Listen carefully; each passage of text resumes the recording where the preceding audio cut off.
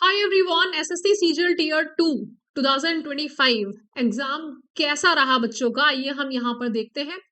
तो देखिए, बहुत ही सरप्राइजेस निकल के आ रहे हैं और हमेशा होता भी है। देखो, टीयर 2 जो है वो मेन एग्जाम होता है, मेंस। और जब मेंस की बात करते हैं तो एक एक क्वेश्चन बड़ा इंपॉर्टेंट बन जाता है। टीयर 1 में ऐसा होता है कि बच्चे जो हैं वो काफी टाइम से तैयारी कर रहे होते हैं, तो उनको पता होता है कि टीयर 1 क्वालिफाई हो जाएगा हमारा, आसान था। यहाँ पर लड़ाई एक एक मार्क्स की इसलिए हो जाती है क्योंकि पोस्ट की लड़ाई होती है। बच्चे ऑलरेडी सिलेक्टेड होते हैं और सिलेक्टेड बच्चा जो जब एग्जाम देने जाता है कि 3 बार हमने मेंस दे रखा है, 4 बार हमने, ये चौथा मेरा मेंस है।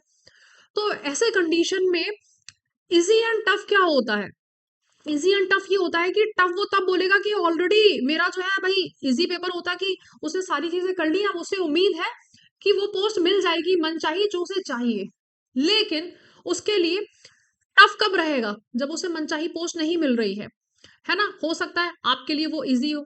सो चलिए, ये इजी एंड टफ तो हमारा बच्चों के ऊपर डिपेंड हो गया है। लेकिन अगर हम बात करें एक एवरेज की, तो इंग्लिश जो आया था वो मॉडरेट टू डिफिकल्ट आया था।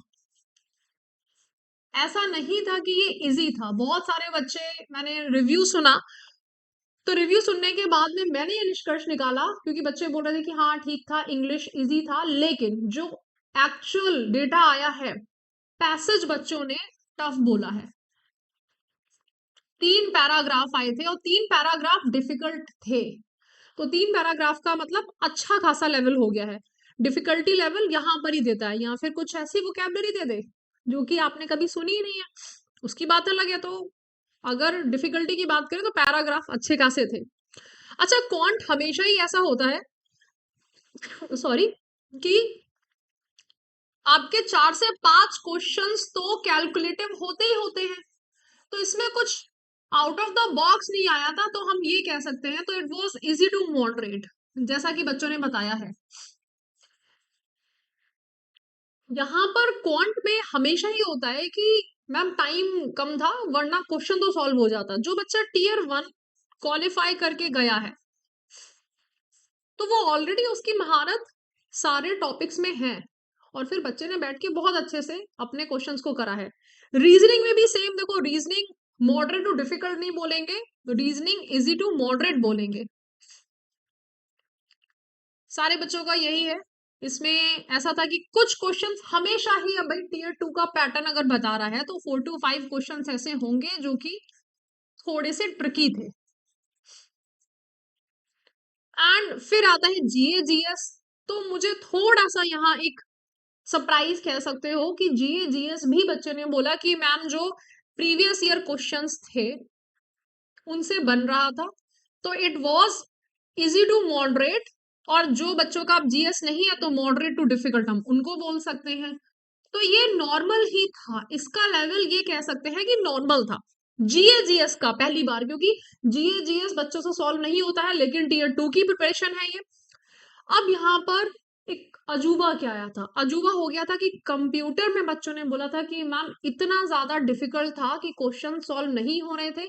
कंप्यूटर जो कि टीचर्स एडवाइस करते भी नहीं है बहुत ज्यादा, लेकिन मैंने हमेशा ही बोला है, अगर आपने मेरी क्लासेस करी होंगी, कि कंप्यूटर्स क्योंकि जब फर्स्ट टाइम हुआ था तो उस टाइम पे बच्चों ने बहुत ही लाइटली ले लिया था, क्वालिफाइंग इन नेचर है। और एक बच्चे ने पूरे पूरे, मतलब ऐसे काफी बार होता है, जो मेरे कांटेक्ट में था बच्चा, तो उसने मुझे बताया कि मैम मतलब पूरा कट ऑफ क्वालिफाई हो रहा है, लेकिन कंप्यूटर्स में क्वालिफाई कर ही नहीं पा रहे हैं, तो जिसकी वजह से पोस्ट रुक रही थी वहां। तो ऐसे भी फायदा नहीं होता है, बच्चे थोड़ा सा कंप्यूटर्स पे ध्यान देना पड़ता है। जब क्लासेस होती हैं तो हमें उन पे ध्यान देना पड़ता है, बच्चे उसको हल्के में ले लेते हैं।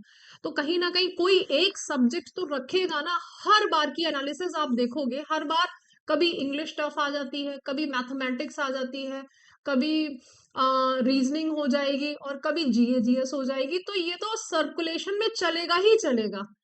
और यहाँ पे कह सकते हैं कि लक, अब कंप्यूटर्स तो बच्चे जनरली पढ़ के भी बहुत ज्यादा नहीं जाते हैं। ऐसा होता है कि हल्का फुल्का सा कर लिया। लेकिन हाँ, हमेशा देखो, जब भी अगर मान लीजिए आप 2026 की तैयारी कर रहे हो, तो क्या करना है 2026 की तैयारी के लिए? सिंपल है, जो भी लेवल आपने जिस भी लेवल से पढ़ रहे हो, ठीक है, जैसे कि इंग्लिश है, थोड़ा सा एक लेवल अप लेके चलो। क्वांट है, एक लेवल अप लेके चलो। और जनरली इसमें कभी भी आपको बहुत बहुत टफ नहीं मिलेगा। क्यों? क्योंकि ये लेवल बच्चे अब कर लेते हैं। जो बच्चा 2 साल से तैयारी कर रहा है, आप सुनिएगा हमेशा ऐसे आते हैं कि बच्चे बोलते हैं मैम मैंने ये तीसरा अटेम्प्ट है, ये चौथा अटेम्प्ट है, वहां पे वो लोग कैट की बुक्स लगाना चालू कर देते हैं।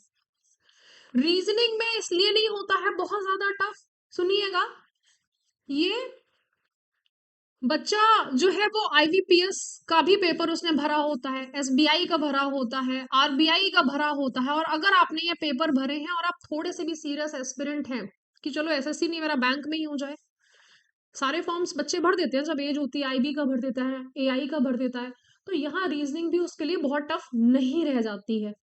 तो वो बच्चा जो बताता है रीजनिंग टफ आई थी, वो बताता है पेपर के अकॉर्डिंग की एसएससी में तो आती नहीं है, एसएससी में आ गई, बच्चा बच्चा सॉल्व करके आ गया है।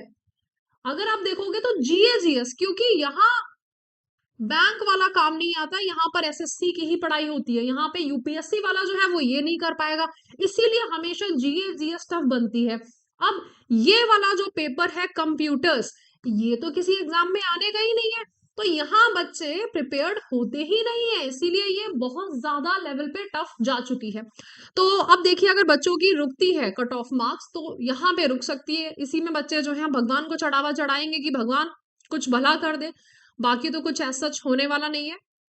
तो मैं आपसे यही कहूंगी, अगर आप 2026 की तैयारी कर रहे हैं तो अभी से ही अच्छी सी प्रिपरेशन करना स्टार्ट करिए, जिससे कि छोटे मोटे सब्जेक्ट्स जो भी हैं आपकी तैयारी इतनी हो कि इन सारे सब्जेक्ट्स पे भी आप ध्यान दे पाओ। ओके, अब सिंपल है कि आंसर की कब आएगी।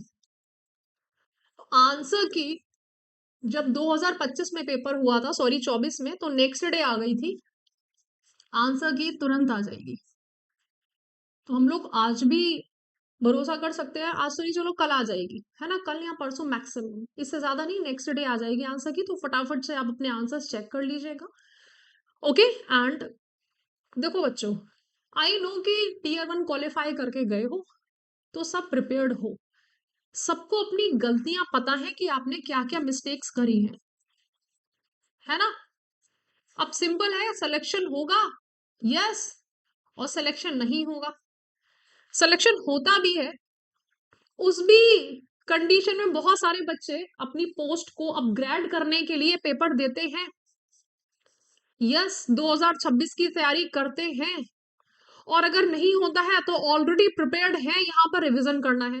तो जो भी मिस्टेक्स करी है, जिस भी रीजन से, उन मिस्टेक्स को आप लिखिए, सोचिए, समझिए कि आपने क्या क्या गलतियां करी हैं, और उन पे आप जो है काम करना चालू करिए।